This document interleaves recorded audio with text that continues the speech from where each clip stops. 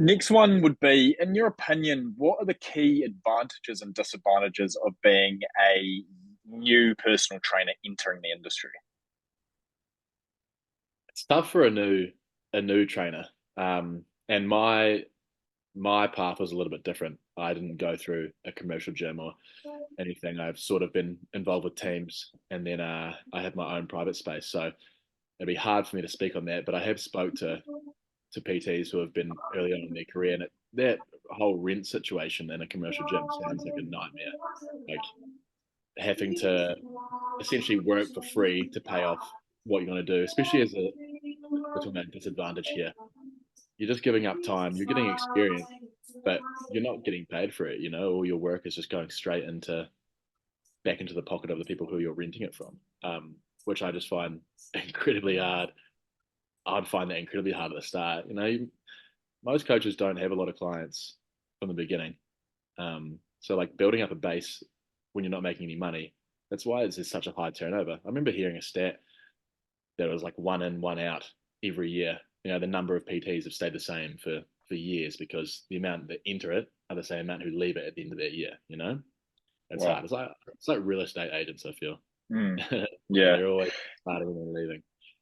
Yeah, I'm wondering if it's a lot down to, those younger PTs entering the industry and they're not really well aware of actually how it all works, right? They're probably going into it thinking, oh, I'm going into this job, it's secure, but they don't understand that actually no, you're not working for the you're not working for the gym, you're not getting paid by them, you're working for your client. You're like a sole trader, right?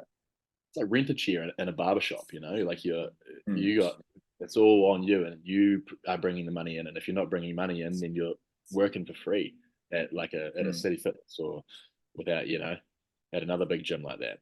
Um, but it is hard. It's probably exactly what you said. Like a lot of these new PTs, or when you start off, you have no idea what it's going to be like, and you think it's mm, going to be, and you think how easy it might be to get 10 or 20 clients, but it's not that easy. mm. Especially when like the pool of PTs at gyms, it's crazy big. You know, like a new client might start at a gym, and 20 PTs are trying to get them to sign up with them. You're not just Yeah. competing like yourself or other people. You're competing with people in the same gym as you. So I can imagine that'd be very, very, like very, very hard. Yeah, so it's Um, Yeah, because it'll be quite difficult to set yourself apart from the ones that have been there for longer, right? And have got yeah, more of a reputation that they've already developed, rather than someone coming in and being like, oh, well, I'll go with this guy. Why? exactly. Why? Yeah. What are they Why? Yeah. offering that's Yeah. better, right? Yeah. Yeah. What So What there's is your huge experience? competition. Yeah. What is your you, experience? You go down. you can touch on this in the S&C type of role. It's sort of similar where in order to get an internship or to get a job, you need to either showcase your skills or beat out other university students. How do you do Mm. that? And also, that's unpaid. That whole situation is just it's interesting. It is a lot of that is right time, right place. Um, I know at UC we had like a internship day where they had a bunch of people come and you'd go and sit down with these people. But like I said, there would have been 15 people sitting down in this room that were taking internships, and there's 150 people that are wanting those internships. And not every single place offers an internship that's actually an internship. They just get you there. No one's mentoring you. You're not learning anything. They're just getting you there to coach kids for free because they don't want to coach their kids. Like Or talking about clean up. schools, private schools. Yeah. You know, and like everyone flocks to Crusaders one because everyone wants to be the Crusaders intern, but they only take an intern on every 2 years, I think. So that is like a hard cycle to get in. And then to make money in an S&C world, in reality, you've got, if you look at rugby, there's 5 teams that would pay, Super Rugby. If you get one of those jobs, you're not leaving that for 10 years. Yeah.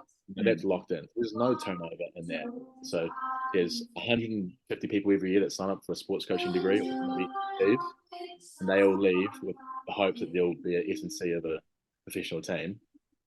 There's no jobs. And Mm. like in my situation, I got an internship at Christ College, and Chris Miller, Dan. Yeah.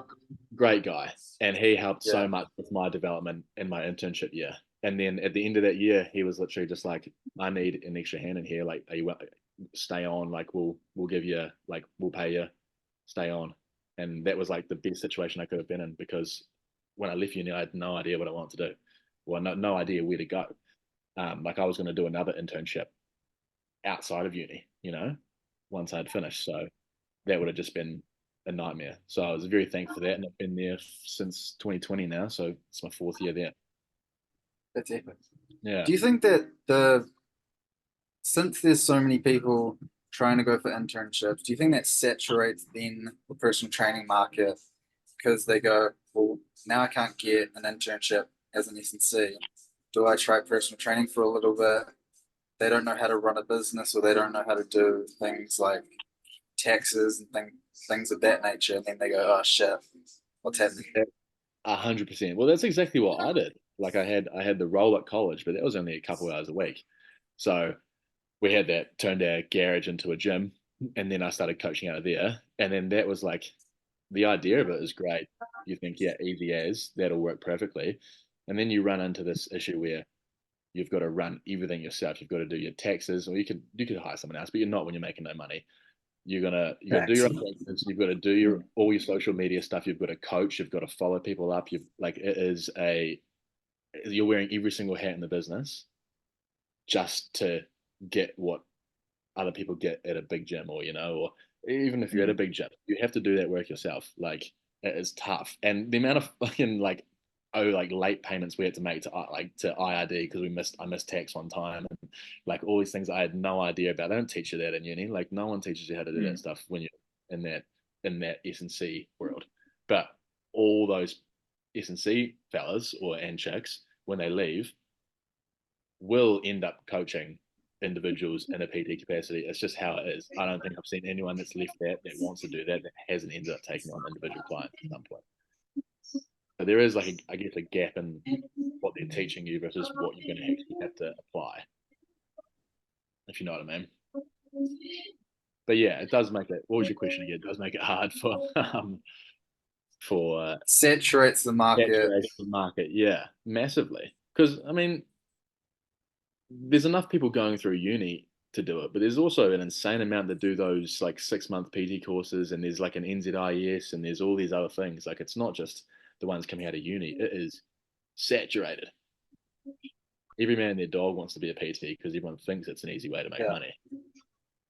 They think your hourly wage is like $60-$70 an hour, and that you're just not making it like that. Yeah. Yeah. There's just not enough of that true knowledge out there to tell people what is actually happening, right?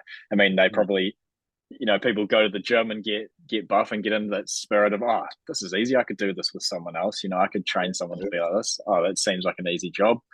But there's a lot more aspects to it, like sales, like we've talked about with a couple people. Like you need to learn how to sell your services, right? You need to learn, as you said, to operate as a business rather than just being, I'll be a PT, I'll get this guy buff, or I'll do this X, Y, Z. It's a whole lot different to that, right? Yeah, 100%. It's so much more than like bloody 3 sets of 12. Like Yeah. yeah, it's crazy. And until you get into it, God, those first few months are just so stressful.